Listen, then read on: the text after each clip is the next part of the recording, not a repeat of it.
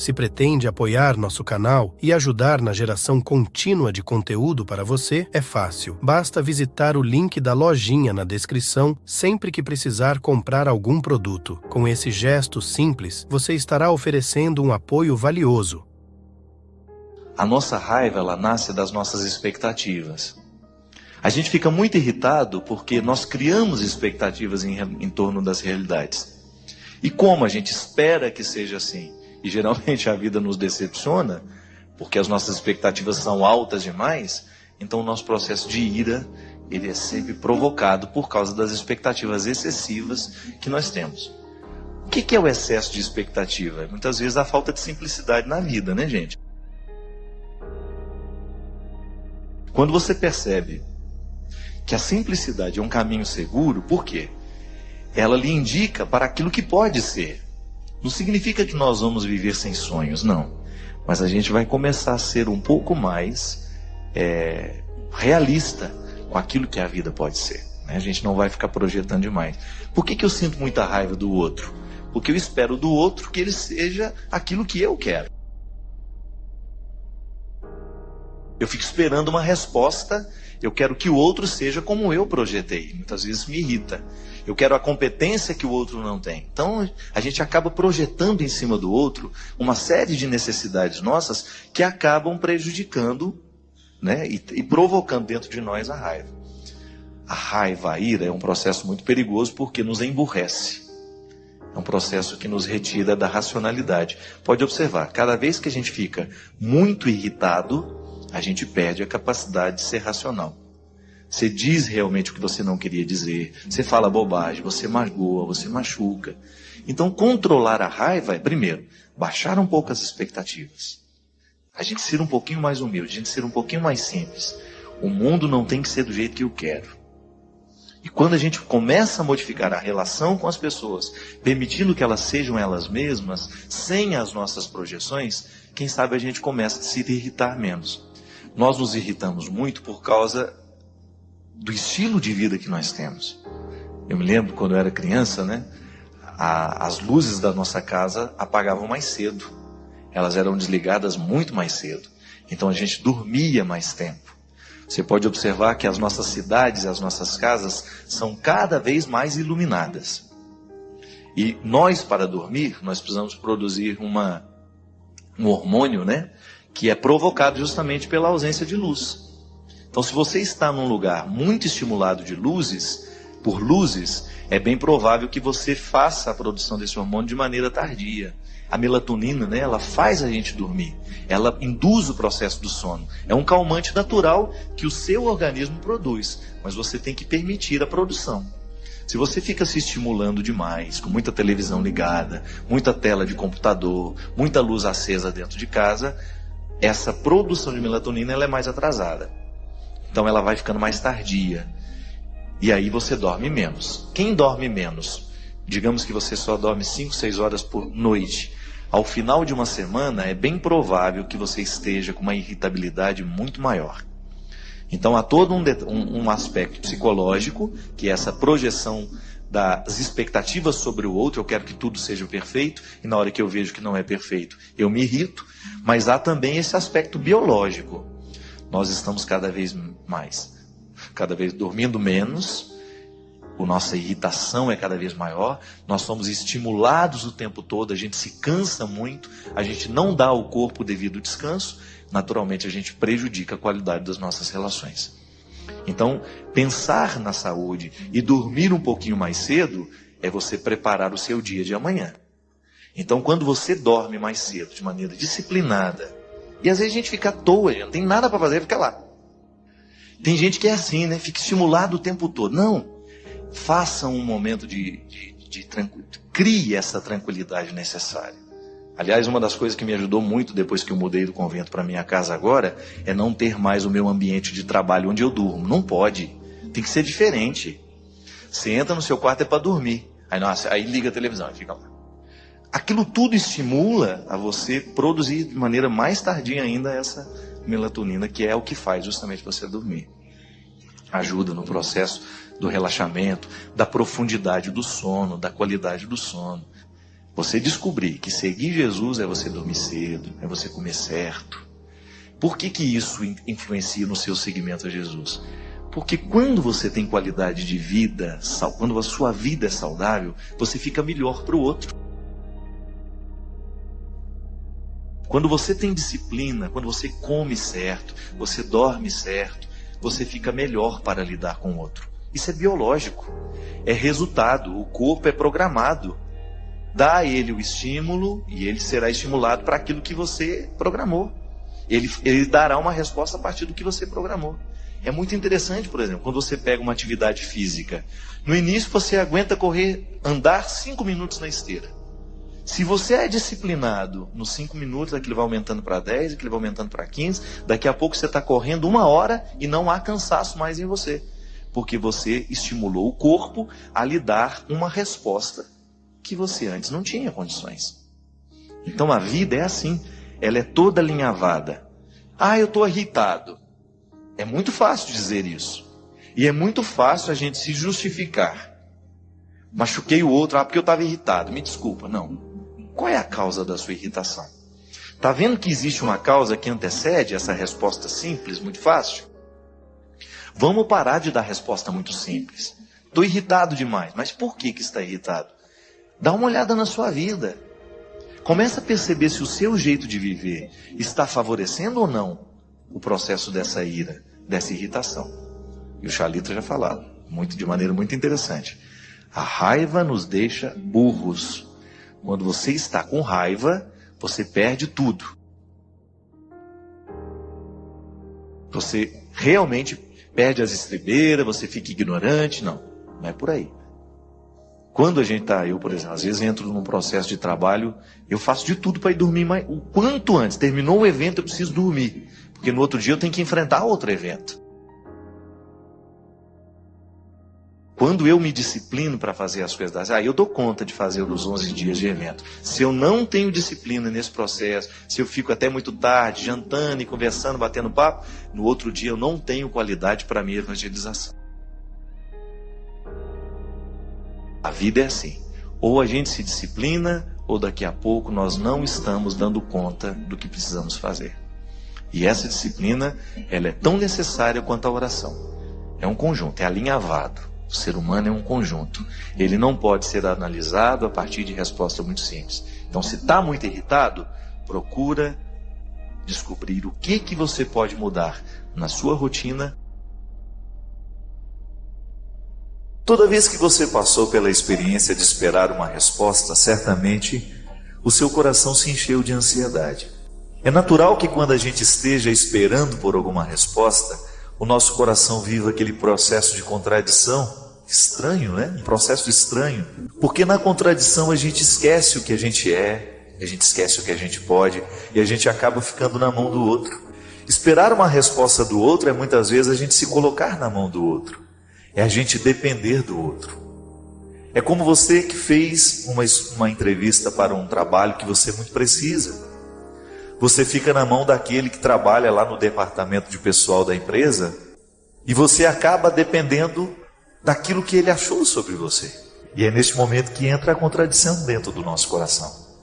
Que por mais que a gente tenha segurança daquilo que a gente sabe, daquilo que a gente pode, sempre passa na nossa cabeça a possibilidade de que o outro não tenha conseguido ver o valor que a gente tem. Talvez no momento da entrevista você tenha ficado nervoso e aquilo tenha colocado entre você e a sua verdade um filtro. E infelizmente o outro que está ali do lado, avaliando o que você é, tenha percebido muito mais o seu nervosismo que a sua capacidade. Enfim, esperar por uma resposta é sempre um processo de preocupação, de ansiedade, porque a gente nunca sabe o que o outro verdadeiramente encontrou dentro de nós. E não são raras as vezes em que esse processo se instaura dentro de nós. Porque às vezes a gente nem sabe qual é a resposta que nós estamos esperando. A vida é um processo de respostas o tempo todo. Mas muitas vezes a gente não sabe o que é que a gente espera. Por isso algumas ansiedades tomam conta de nós. É como se a gente não soubesse o que vai acontecer, como é que vai ser, porque a gente ainda não sabe nem muito bem qual é a pergunta que a gente fez. Então, se a gente não sabe qual é a pergunta, fica difícil esperar uma resposta. E às vezes na vida, minha gente, nós encontramos pessoas que parecem que estão esperando uma resposta eternamente, por causa do processo da ansiedade que vive. Como se estivesse dependendo também constantemente de uma aprovação do mundo, como se estivesse constantemente dependendo de uma aprovação da sociedade, das pessoas com que convive. Mas é aí que entra a experiência do amor de Deus. Cada vez que nós fazemos uma experiência religiosa, nós estamos fazendo uma experiência que quebra o processo da contradição, que reorganiza, que traz uma nova harmonia ao coração. Religião é você religar as pontas que estavam desligadas. Quando nós estamos esperando uma resposta, de alguma maneira nós estamos com uma ponta desligada, porque a gente precisa que o outro venha atar esta parte da corda que se soltou. E o amor de Deus na nossa vida é justamente para colocar dentro de nós a reforma necessária, a cola necessária para fazer com que a ponta volte a se unir à outra que estava desligada. Por isso que quando a gente tem Deus no nosso coração, todo esse processo de espera da vida se torna mais harmonioso, menos angustiante. Ter Jesus no nosso coração é isso. É a gente começar a enfrentar o processo de perguntas e respostas que essa vida nos dá o tempo todo. É a gente enfrentar o processo das esperas de maneira mais equilibrada. Quem tem Deus no coração sabe esperar pelo tempo das coisas. É uma mágica? Não. É um processo de aprendizado constante. É um processo que nos coloca na luta por compreender aquilo que nem sempre a gente compreende com facilidade. Quando Deus entra no nosso coração, Ele traz calma. Com calma a gente analisa melhor a pergunta, com calma a gente espera melhor pelas respostas. Quando a gente olha devagar para a nossa vida, quando a gente olha sem muita pressa, a gente tem possibilidade de enxergar os detalhes que a pressa não nos deixa. Quando a gente olha com calma e sem pressa, a gente tem a oportunidade de perceber melhor a realidade. E aí aquelas angústias que são naturais deste processo de espera vão por água abaixo, ou ficam amenizadas. Quando nós esperamos uma resposta de alguém que não nos conhece, a nossa ansiedade é dobrada. Mas quando nós sabemos que aquele que vai nos dar as respostas nos ama, fica diferente. Quando nós entendemos a vida como um processo de resposta de Deus na nossa história, a gente começa a ficar mais tranquilo. E por isso o amor de Deus tem o poder de nos transformar, colocando calma dentro de nós, serenidade, harmonia. Porque se eu espero por alguém que me ama, eu tenho certeza que a resposta que aquele que me ama vai me dar será sempre favorável para a minha vida. Confie no amor de Deus. Que isso não seja uma teoria na sua vida, não. Confiar no amor de Deus lhe devolve essa serenidade que você precisa para viver. Saber que Deus está cuidando da melhor resposta e vai responder de um jeito que lhe será favorável. Deus não é seu inimigo. Deus não é um opositor à sua felicidade. Deus não é alguém que está de olho nos seus defeitos para lhe punir. Não, não é isso.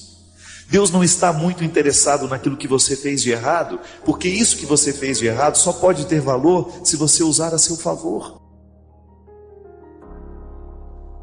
Não é para punir, não é para nos colocar na culpa, não. É para despertar dentro de nós o desejo de vitória. Eu uso aquilo que me foi desfavorável para o meu crescimento. Essa é a resposta que Deus nos dá. Deus nunca tem uma resposta de condenação, porque a condenação ela só é possível para quem já terminou, para quem já morreu, para quem já não quer mais nada, para quem já não está esperando mais nada. Mas para nós que estamos vivos, mesmo que portadores de inúmeros defeitos, a salvação é a única realidade a ser anunciada. E aí, hoje nessa noite nós não temos outra coisa a lhe anunciar senão isso. A resposta que Deus tem para você, seja ela qual for, pode ter certeza, é favorável a você. Está a seu favor. É para o seu crescimento. É para a sua felicidade. E 1 mês depois aquele sofrimento ficou melhor, 2 meses depois aquele sofrimento melhor, e de repente você não está nem mais lembrando. Claro que ainda existe ali um vínculo silencioso sendo desarmado, porque a dependência afetiva, ela não morre da noite para o dia. A gente precisa, é como se você fosse sufocando uma célula cancerosa com o processo da quimioterapia, sabe? Que você vai retirando a vida da célula cancerosa, que é a célula que nos mata. Aí digamos que 3 meses depois, você encontra de novo com aquela pessoa e você tem aquela famosa recaída. Aí pronto. O castelo que você estava construindo, o chão que você tinha andado, que tinha sido tão difícil, você joga fora e você volta para o Egito, você volta para a escravidão. Você faz o mesmo que os companheiros de Moisés queriam fazer, voltar a comer a cebola, voltar a comer o alimento podre, estragado. Aí você reata aquele relacionamento, porque ele é doentio e você não cuidou da devida distância que você deveria manter. Porque quando você tem essa dependência afetiva, você tem que estabelecer a distância, porque senão você não se cura. Você tem que parar de querer saber da vida daquela pessoa, porque senão você não se cura. Você precisa parar de ficar fuçando o Facebook dela, porque senão você não se cura. Você precisa parar de ficar investigando a vida. Onde que ela foi? O que ela estava? Você tem que cessar todos os pontos que podem lhe fazer querer voltar para o Egito. Porque senão você nunca vai se libertar. Aí 3 meses depois você está bela e formosa já, matando a célula cancerígena, você vai, dá mais uns beijos na boca, volta àquela dependência horrorosa e o inferno retorna na sua vida. Na sua primeira semana é até bom que está tudo voltando. Daqui a pouco, minha filha, você está no inferno pior do que você estava 3 meses atrás. É assim. Quando a gente não sabe viver o desconforto que nos edifica, a gente se boicota o tempo todo. É como parar de beber, é como parar de fumar. Você fica sem fumar 1 ano e você comemora porque você parou de jogar aquela toxina cancerígena no seu organismo e de repente você vai lá e acende um cigarro de bobeira e aquele vício volta como se fosse um monstro capaz de te comer inteiro. Pronto. Todo aquele sacrifício que você fez dos primeiros dias sem fumar vão para o saco. Por quê? Todo aquele sacrifício vai para o saco. Por quê? Porque você não foi capaz de viver o desconforto de renunciar. Minha gente, é impressionante como essa mão de Deus nos auxilia assim.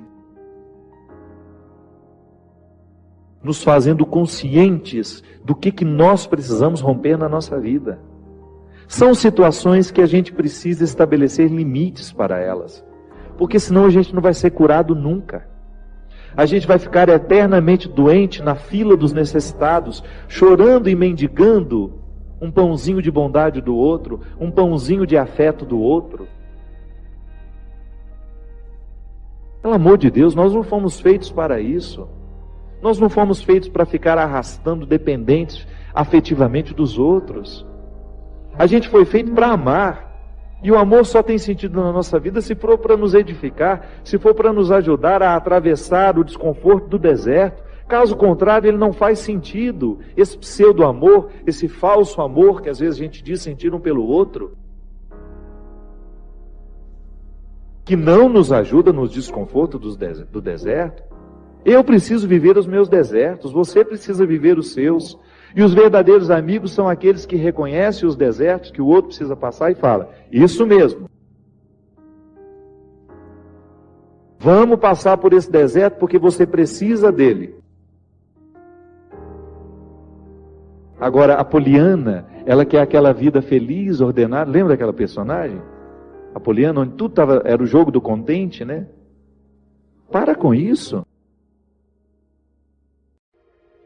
Assassine esse instinto infantil que existe dentro de você, que lhe faz ter medo dos desconfortos da vida. O desconforto da vida, quando bem vivido, ele só nos torna melhores. Tira essa máscara de coitadinha que você gruda na sua cara para os outros terem eternamente pena de você. Você só perde tempo na vida assim. Que bobagem! Deus nos segura na nossa mão é para a gente ter condições de atravessar esse deserto. Não é para ficar recaindo eternamente e voltar a comer as cebolas do Egito, porque a gente teve dó de nós, porque a gente teve dó do outro, não. A caminhada é para frente que se vai. E chega um momento, quando Moisés chega diante de Deus e fala, agora você resolve essa situação, porque eu não sei mais o que fazer. Já construíram um bezerro de ouro no meio do caminho, já arrumaram confusão, já estão adorando até outras situações, então nem lembrando que o Senhor existe. Eles só não voltam porque está longe demais, mas retornam de outra maneira, não retornam na geografia, sabe? Eles não voltam geograficamente porque estava longe já do Egito. Eles morreriam no meio do caminho. Mas não voltavam geograficamente, mas voltavam afetivamente. Porque às vezes a gente já ultrapassou o território da nossa escravidão físico. Eu já saí da cadeia, mas a cadeia não saiu de mim. É assim que funciona. Eu já dei os passos na direção da minha liberdade, mas eu não fiz a conquista da minha liberdade. Eu não decretei a conquista da minha liberdade. Então eu fico afetivamente preso ao meu passado, lamentando as cebolas do Egito, lamentando o namoro que terminou, a situação que foi terminada, a amizade que foi traída. Então quando Moisés está diante do Mar Vermelho, e ele fica apavorado, porque agora eles não tinham mais para onde ir, ou atravessavam o mar, ou voltavam para o Egito, e o exército do faraó já estava chegando para capturá-los. O que ele faz? Ele tem uma reunião particular com o Senhor, né? Uma audiência particular de urgência. Liga lá para o secretário de Deus e fala, oh, pelo amor de Deus, você pede para ele me atender hoje, que eu não posso mais ficar sem essa resposta. O exército do faraó está chegando. E aí ele acha que Deus iria dar uma resposta fácil para ele, né? Ia dar uma solução rápida. Não. O que Deus fala? Lembra, Gino? Lembra? Corre, né? Entra nessa água. Olha que frase forte. Diga ao povo que caminhe. Eu não vou fazer por vocês o que só vocês podem fazer. Eu vou dar todas as graças para que o milagre aconteça. Eu vou fortalecer a coragem de vocês. Mas se não colocar o pé na água, se não desafiar este mar, ele não se abre. E foi o que o povo fez. Moisés à frente, certamente, cheio de medo também, né? Ai, meu Pai de misericórdia, o que vai acontecer agora?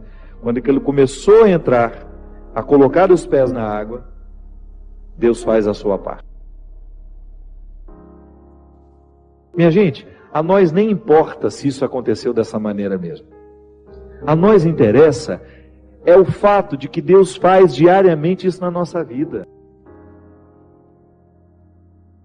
Sempre que eu me encorajo a vencer os mares que me desafiam, eu estou exercendo o cuidado de Deus na minha vida. Sempre que eu me encorajo a colocar o pé no mar que me ameaça, eu estou cumprindo a parte da promessa de que Ele estará sempre ao meu lado. Você faz a mesma coisa. Sempre que você desafia os seus mares, sempre que você enfrenta os seus desconfortos, quando você não tem medo do desconforto que lhe chega, quando você olha para ele de frente, você fala, e agora? O que é que nós vamos fazer a partir desse momento? O que você me traz de bom? O que você está me desafiando? Eu vou aqui recrutar as minhas melhores partes, porque só isso me interessa.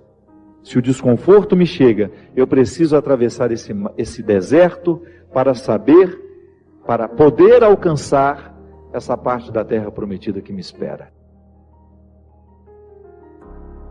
É assim que funciona. Não há uma fórmula mágica para a vida. Ainda que a gente não acreditasse em Deus, nós teríamos de viver os desconfortos que nos fazem crescer.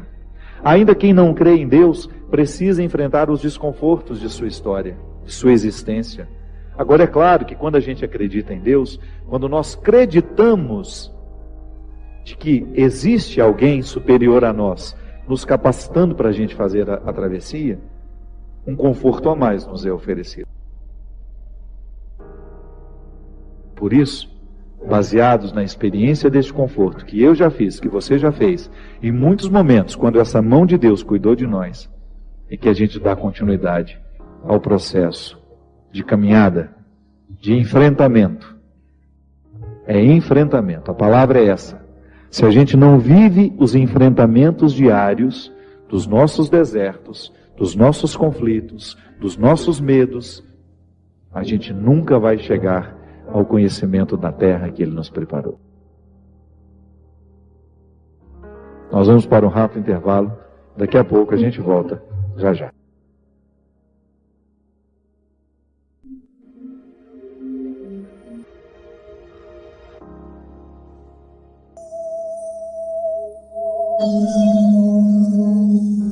Estamos de volta com o programa Direção Espiritual.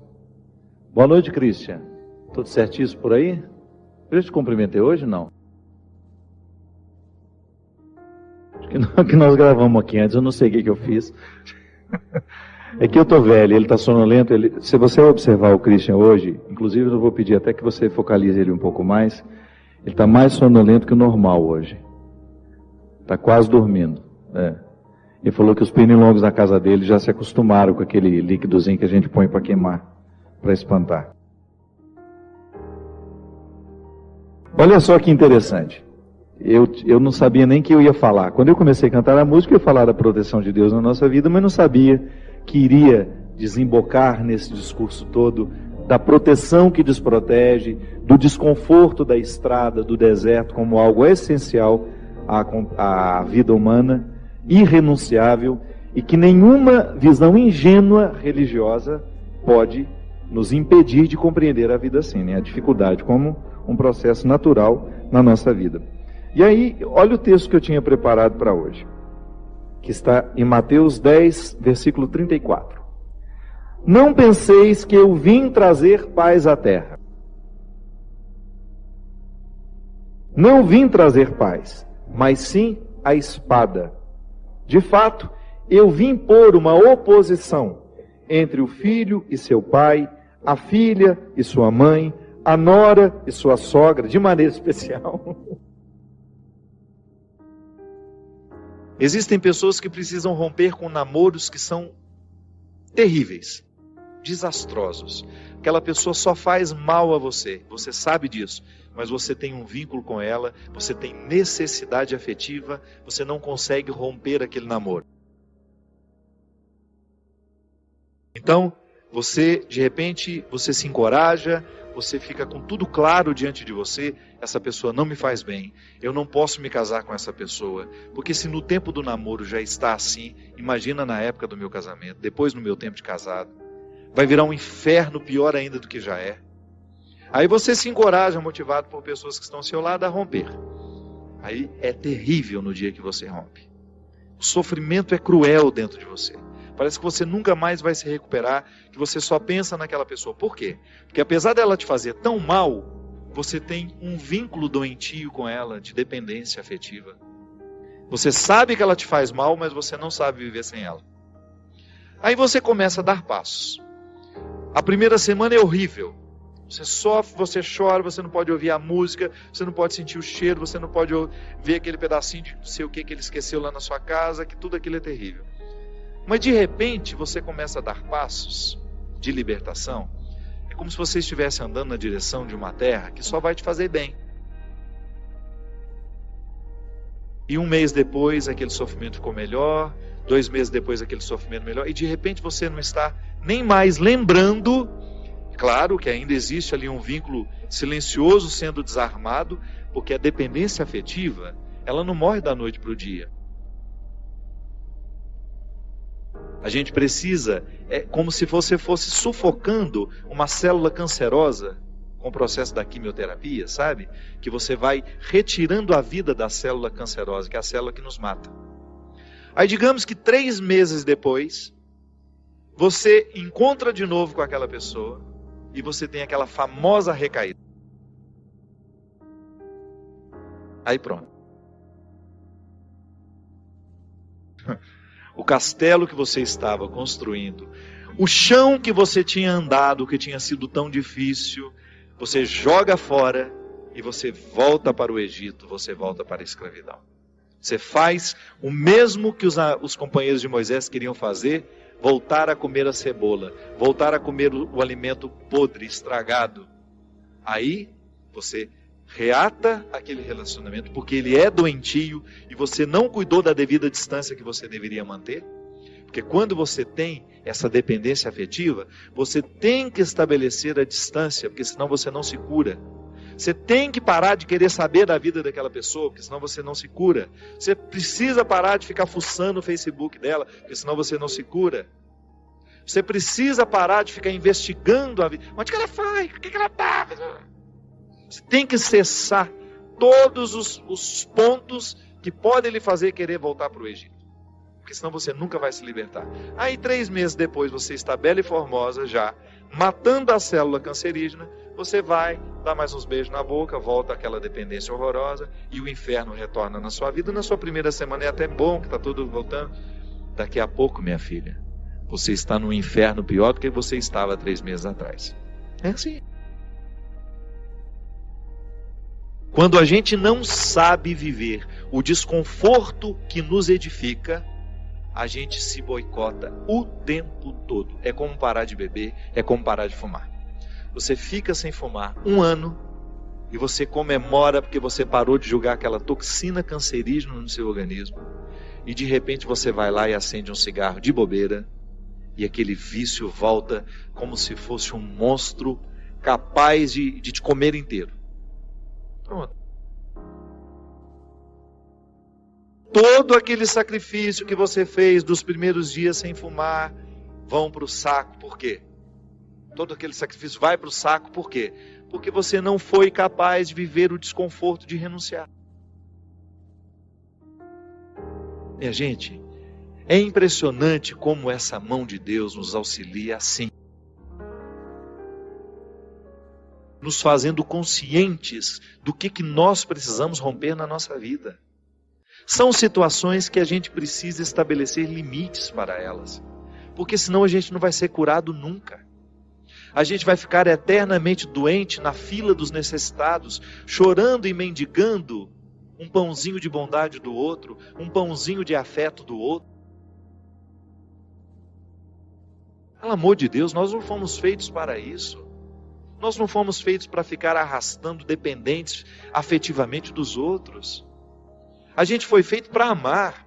E o amor só tem sentido na nossa vida se for para nos edificar, se for para nos ajudar a atravessar o desconforto do deserto. Caso contrário, ele não faz sentido. Esse pseudo-amor, esse falso amor que às vezes a gente diz sentir um pelo outro, que não nos ajuda nos desconfortos do deserto. Eu preciso viver os meus desertos, você precisa viver os seus. E os verdadeiros amigos são aqueles que reconhecem os desertos que o outro precisa passar e fala: isso mesmo. Vamos passar por esse deserto porque você precisa dele. Agora, a Poliana, ela quer aquela vida feliz, ordenada. Lembra daquela personagem? A Poliana, onde tudo era o jogo do contente, né? Para com isso. Assassine esse instinto infantil que existe dentro de você, que lhe faz ter medo dos desconfortos da vida. O desconforto da vida, quando bem vivido, ele só nos torna melhores. Tira essa máscara de coitadinha que você gruda na sua cara para os outros terem eternamente pena de você. Você só perde tempo na vida assim. Que bobagem.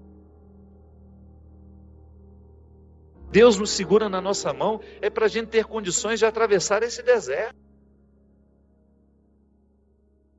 Não é para ficar recaindo eternamente e voltar a comer as cebolas do Egito, porque a gente teve dó de nós, porque a gente teve dó do outro. A caminhada é para frente que se vai. E chega um momento quando Moisés chega diante de Deus e fala: agora você resolve essa situação, porque eu não sei mais o que fazer. Já construíram um bezerro de ouro no meio do caminho, já arrumaram confusão, já estão adorando até outras situações, então nem lembrando que o Senhor existe. Eles só não voltam porque está longe demais, mas retornam de outra maneira, não retornam na geografia, sabe? Eles não voltam geograficamente porque estava longe já do Egito. Eles morreriam no meio do caminho. Mas não voltavam geograficamente, mas voltavam afetivamente. Porque às vezes a gente já ultrapassou o território da nossa escravidão físico. Eu já saí da cadeia, mas a cadeia não saiu de mim. É assim que funciona. Eu já dei os passos na direção da minha liberdade, mas eu não fiz a conquista da minha liberdade. Eu não decretei a conquista da minha liberdade. Então eu fico afetivamente preso ao meu passado, lamentando as cebolas do Egito, lamentando o namoro que terminou, a situação que foi terminada, a amizade que foi traída. Então, quando Moisés está diante do Mar Vermelho e ele fica apavorado, porque agora eles não tinham mais para onde ir, ou atravessavam o mar, ou voltavam para o Egito, e o exército do faraó já estava chegando para capturá-los. O que ele faz? Ele tem uma reunião particular com o Senhor, né? Uma audiência particular de urgência. Liga lá para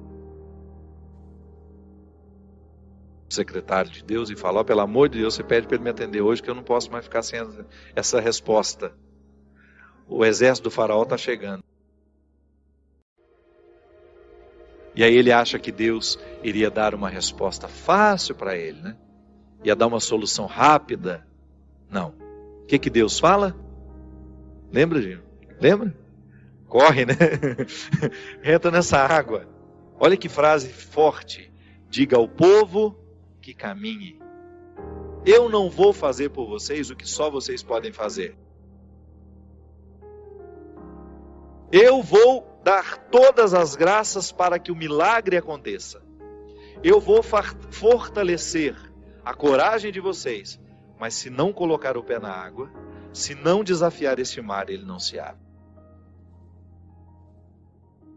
Foi o que o povo fez. Moisés à frente, certamente, cheio de medo também, né? Ai, meu Pai de misericórdia, o que vai acontecer agora? Quando ele começou a entrar, a colocar os pés na água, Deus faz a sua parte. Minha gente, a nós nem importa se isso aconteceu dessa maneira mesmo. A nós interessa é o fato de que Deus faz diariamente isso na nossa vida. Sempre que eu me encorajo a vencer os mares que me desafiam, eu estou exercendo o cuidado de Deus na minha vida. Sempre que eu me encorajo a colocar o pé no mar que me ameaça, eu estou cumprindo a parte da promessa de que Ele estará sempre ao meu lado. Você faz a mesma coisa. Sempre que você desafia os seus mares,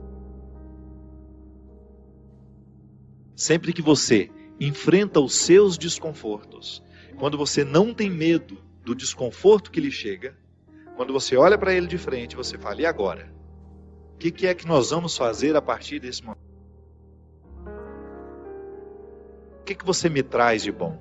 O que você está me desafiando? Eu vou aqui recrutar as minhas melhores partes, porque só isso me interessa. Se o desconforto me chega, eu preciso atravessar esse deserto para poder alcançar essa parte da terra prometida que me espera. É assim que funciona. Não há uma fórmula mágica para a vida. Ainda que a gente não acreditasse em Deus, nós teríamos de viver os desconfortos que nos fazem crescer. Ainda quem não crê em Deus precisa enfrentar os desconfortos de sua história, de sua existência. Agora é claro que quando a gente acredita em Deus, quando nós acreditamos de que existe alguém superior a nós, nos capacitando para a gente fazer a travessia, um conforto a mais nos é oferecido. Por isso, baseados na experiência deste conforto que eu já fiz, que você já fez, em muitos momentos, quando essa mão de Deus cuidou de nós, e que a gente dá continuidade ao processo de caminhada, de enfrentamento. É enfrentamento, a palavra é essa. Se a gente não vive os enfrentamentos diários dos nossos desertos, dos nossos conflitos, dos nossos medos, a gente nunca vai chegar ao conhecimento da terra que Ele nos preparou. Senhor, nós vos rogamos humildemente por todos que ouviram esta mensagem. Proteja e guarde esta pessoa, para que, confortada com o dom de vossa graça, goze prosperidade, paz e harmonia, e dê no mundo testemunho de vossa glória, comportando-se como verdadeiro templo do Senhor. Por Cristo, nosso Senhor. Amém.